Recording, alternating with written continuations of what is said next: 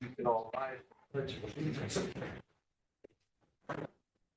Pledge of allegiance to the flag of the United States of America and to the republic for which it stands, one nation, under God, indivisible, with liberty and justice for all.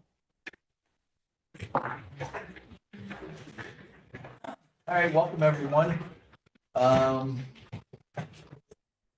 Time now is about 2:04. I call to order the meeting of the Orange County Sewer District Number 1 Advisory Committee, and for Wednesday, February 18th, 2026. A copy of this agenda will be found on the county website under the tab for the legislature. I think everyone here has received one also. Kelly, you gave those out already. Please silence your phones and electronic devices. At this time, I ask you, please, we did that already. We mixed it up a little bit. All right. Kelly, if you could do a roll call, please. Yes. Ema? Keating? Here.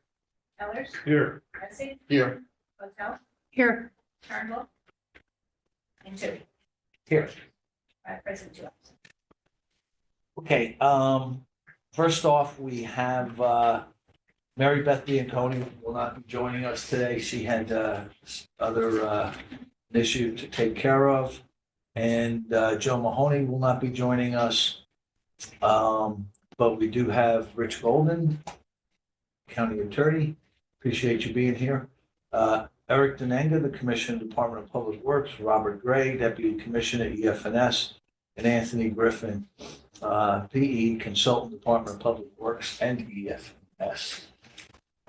All right, Mary Beth was going to do a brief project history for any new legislators or anybody that's here. But in light that she's not going to be here, I'm going to kind of give everything a quick, very, very quick update on where we've come from, where we're going, and pretty much in a nutshell. And then next month, Mary Beth can bring in, go into a little more detail. But basically, it was back in March 2019. The advisory committee was started up, comprising legislators that surround that are impacted by the Orange County Sewer District Number 1. When we got together, I think it was around March or April in 19. There had been a study done and to see what needed to be done at the plant in Harriman Wastewater Treatment Plant. So that got done, I think, probably around the end of 2016 into 17. Then when we finally got started, Eric, I think that was like thousands of pages, this draft. So we had all new faces. Our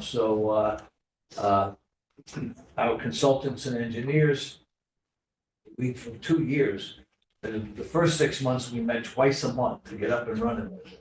And then after about 6-7 months, we went to every month. But every month we were covering a different topic on this big plan that was created.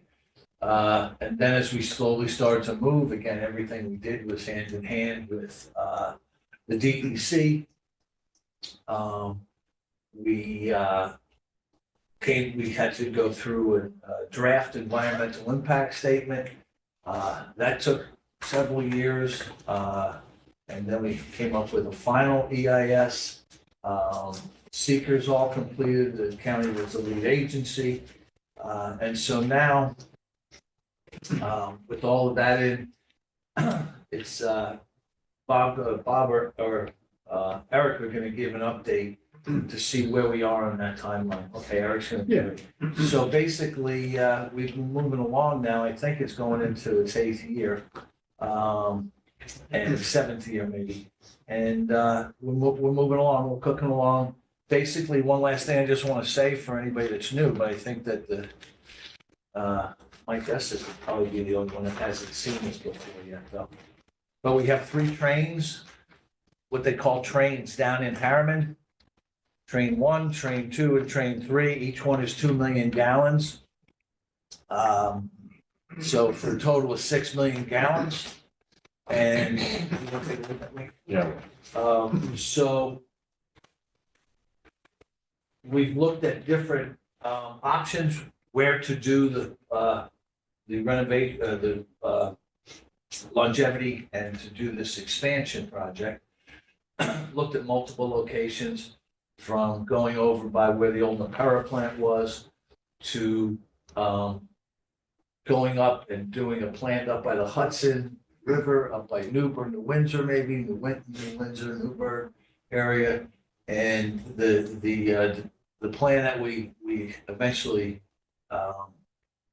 settled on was, and that we're pursuing now, is we call it sequential batching.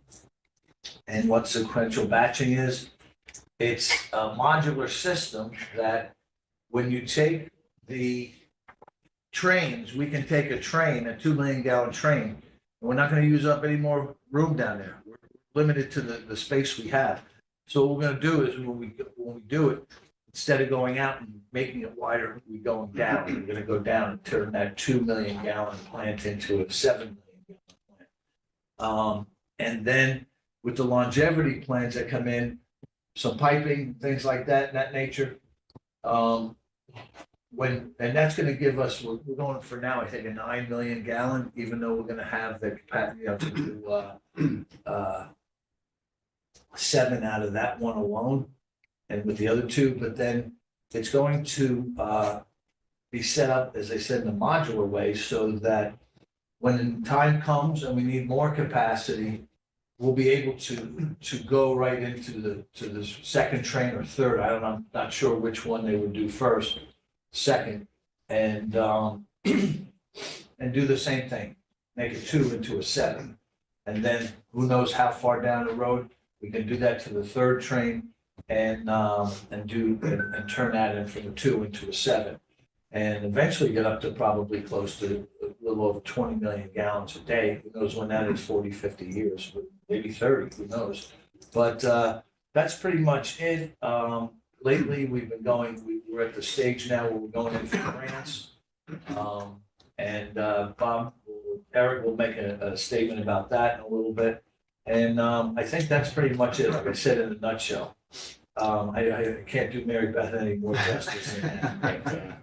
But that's it. And so Eric, if you want to go into Mary Beth's update that she sent, Sure. we all have in front of us. Yeah, and I guess, keeping it high level. And also if you have anything else. Yeah, just to summarize, especially from the legislators here, we're at the point now, we have the 6 million gallons, we're gonna try to go to 9, that's what the plan is right now, we're probably about 80% through design at this point. And design plans have been submitted to us, just internally. We are working with the DEC. We have basically 3 different applications with the DEC. One is for the speedies, to update the speedies permit for our existing 6 million gallon a day plant. Another one is for a variance request regarding treatment limits and how high or low those will be. And then the other is eventually for the speedies permit application for the 9 million gallon plant, the expanded. So we're there now. We can't really do any more than 3 million gallons at this point, because that question comes up a lot. How can we, the demand might be there very soon. Why don't we do more than 3? We can't do it. We have to keep the existing plant operating, so we can only do so much at one time. That's the short answer to that. From a design standpoint, I do want to say, I don't know if this was distributed, but there was one error on the sheet where it said that the 75% design went to the DEC. That's not correct. That hasn't gone to the DEC yet. Which was that?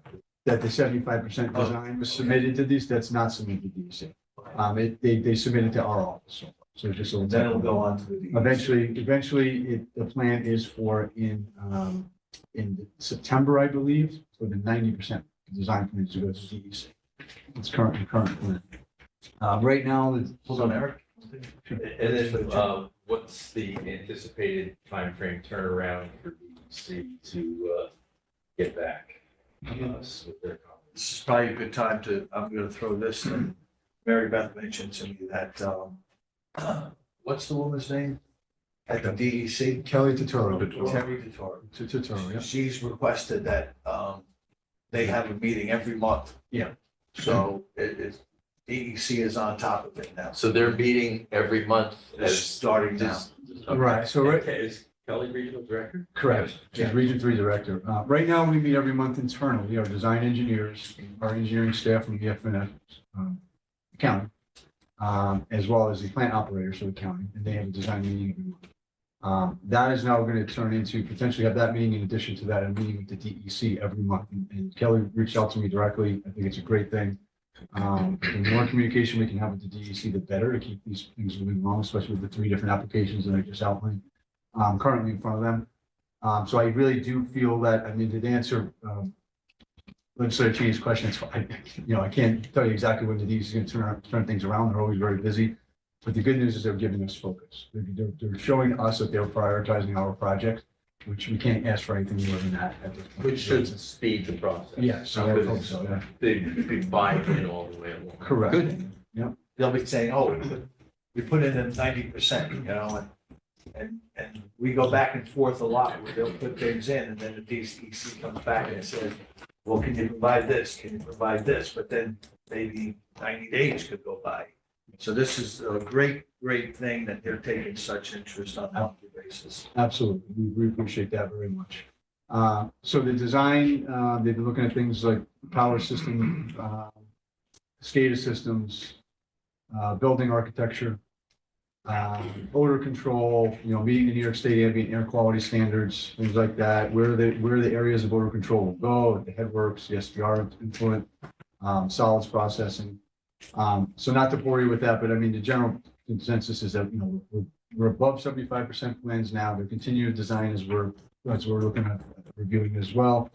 And then ultimately in September, the intent is for them, they have a milestone there to hit that, to get things out to the DEC, because obviously these plans need to get reviewed and approved and then permitted by the DEC. So that's an important thing, but we are making good progress with the design.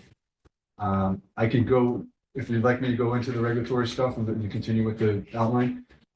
Yeah, because it all kind of flows together on the absolutely. agenda, design, progress, financial, and then regulatory. Yeah, I might skip a little bit there, but if you go, well, next on the agenda was the design progress, so I'll just go to that part of the outline. I'm sorry, that was the design process. We'll go through the financial status, which is on the second page. So there are 4 different applications that were submitted for loans and grants. Through this process, Delaware Engineering has been great in helping us through these and understand all the grants are available. The first listed is the CWSRF, it's Clean Water State Revolving Fund.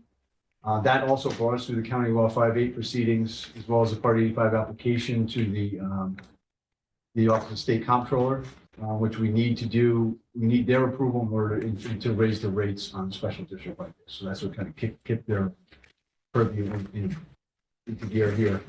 That application ended up with 25. We qualify for $25 million in zero interest of 30-year borrowing, as well as the balance of the project costs to be subsidized by borrowing at 50% of the market percentage rates. So that's good news from that standpoint. On the third page there, the next page, the bipartisan infrastructure law, the BIL bill. That one is, we're told has not been awarded. Not sure the status in the future for that one, but we'll keep an eye on it. The following is the Water Quality Improvement Program, the WQIP. That one the awards were announced, but we did not receive funding for that. But the best of the news is the last one, saved the best for last year, is the number 4, which is the Water Infrastructure Improvement Act, we call it WIA, WIA. That grant, we were awarded a maximum of $25 million for that. So the next steps there are going to be to coordinate with the EFC to execute a project finance agreement. Us, in conjunction with our consultant engineer, Delaware Engineering, are going to continue to seek further grant opportunities. And again, in summary, $25 million, the WIA grant, $25 million, 0% loans. The balance is in borrowing of 50% of the market rate. So overall, generally good news, but we're going to continue to pursue, like I said, other grant sources as we find them. I'll go back to the regulatory status, which is on the first page there. Again, I'm just trying to stick with the order of the agenda here. And stop me if you have anybody has any questions by any means. Well, yeah. On the awards that were announced, EFC gives, construction loan 0%, from when you start the work until when you're ready to go for financing. Do you know what the amount of that would be given the, WIA grant? So would that be, and what's the balance in subsidized 50%? I mean, is that the balance of the 180 million? That's my understanding. That is my understanding, yes. The way it's been worded. So we're basically then gonna get 0% construction For loan 25 million. only for 20. Right. So there's two different 25 millions. We got to keep those separate. One is $25 million grant that I don't have to pay back. One is 25 million in 0% loans.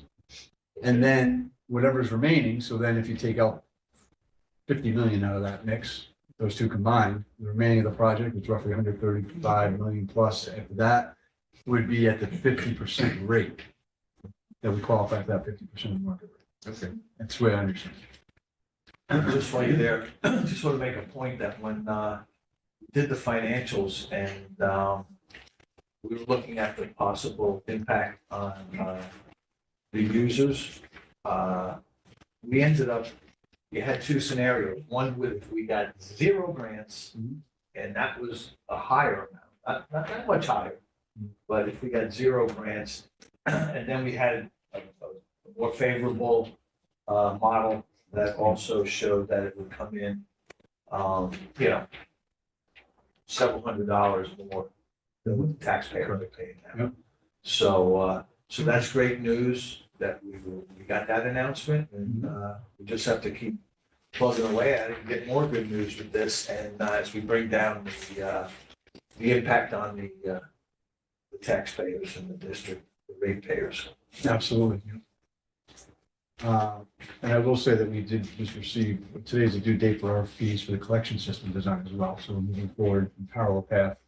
Obviously, we talk about, we're going to have a bigger treatment system in the end. We need bigger pipes. So that's a separate project.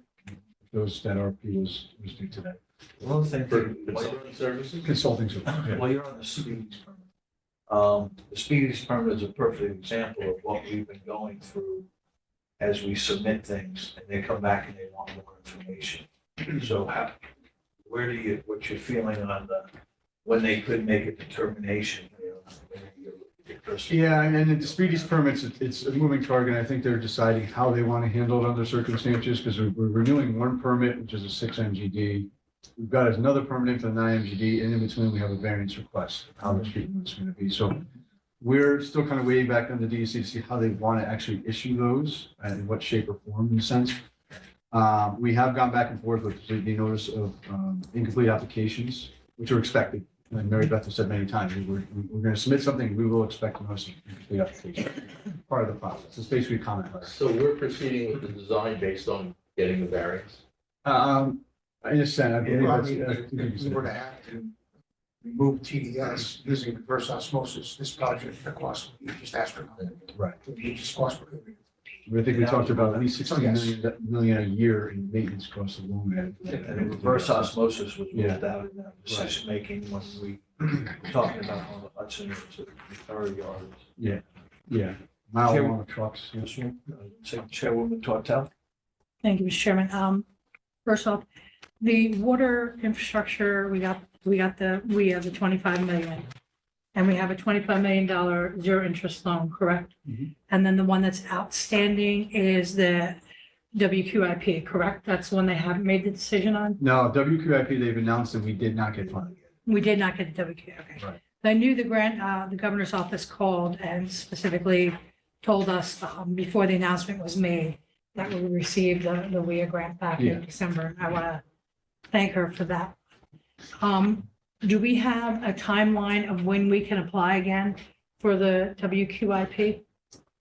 I don't know the answer to that. I'm sure we can talk with Mary Beth and get an answer on that. It's usually the end of July. Yeah, I would think it's an Sometime annual- Late July. I wasn't sure if that was annual or if that was a revolving grant. Yeah, I'm not 100% sure, but we can check on that. And that was Yeah, for the if we could- WQIP. It's annual. Yeah, It's funded in the budget. WQIP.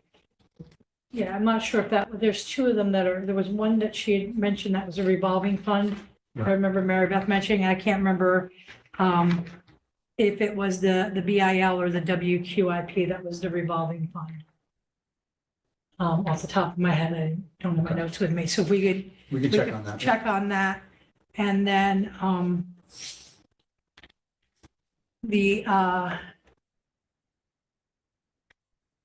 know the BIL is in the last year of its program. Yeah, Do we- that was definitely my understanding. That was the last year for BIL.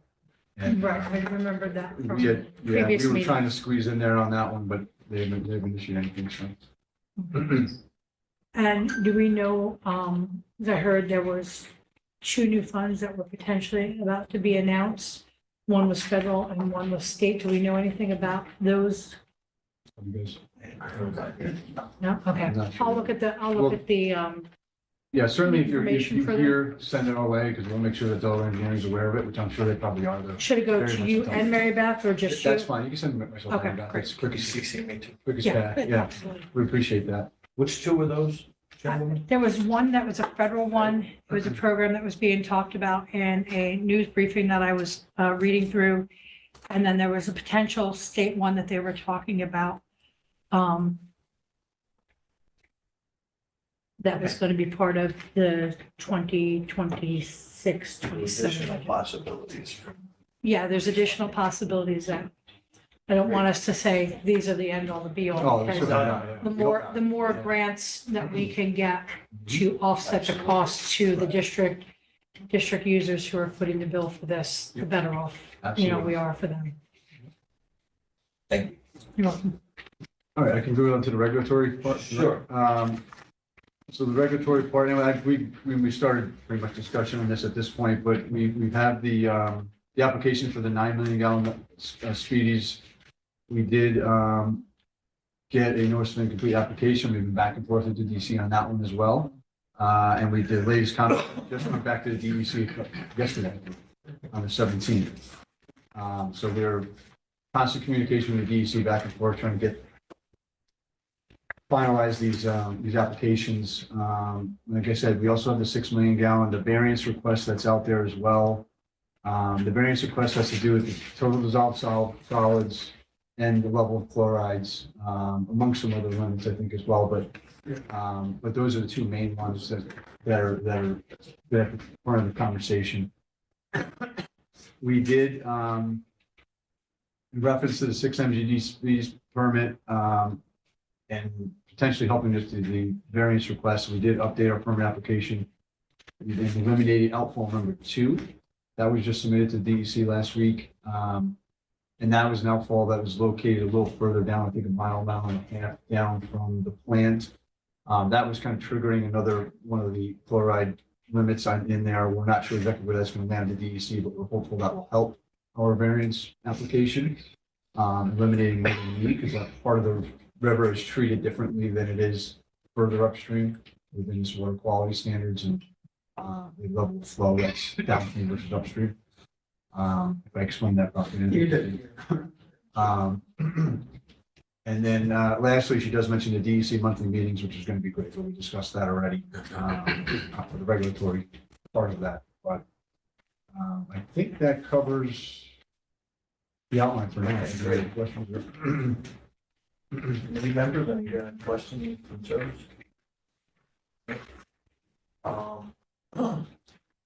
Great, and Kelly, if you could just make note for the record that we do have some municipal leaders here. We have legislator Virginia Scott. We have trustee John Carl from Monroe. We have deputy mayor Carol Schneider from Harriman, Mayor Wayne Mitchell from Harriman. We have Vidalia Zeganin, administrator for the town of Palm Tree, and Curacao. Am I missing anybody? No. Mike Torelli from the CE's office, and our county attorney. Rick Wilson. Thank you for being here, everyone. With that, I think that that about does it. We had this was a good quiz, Eric, for myself. I don't want to speak for you, but we kind of made through it, and when we have Mary Beth back with us, You know, we hit all the high points and, any other questions to go further in depth, you know, like the grants, things like that will be all set. So appreciate everyone coming, and that's it. Want a motion to adjourn? Motion. Do we So have moved. second motion? Aye. Second, you got that? All in favor? Aye. All right, thanks, everyone. Thank you.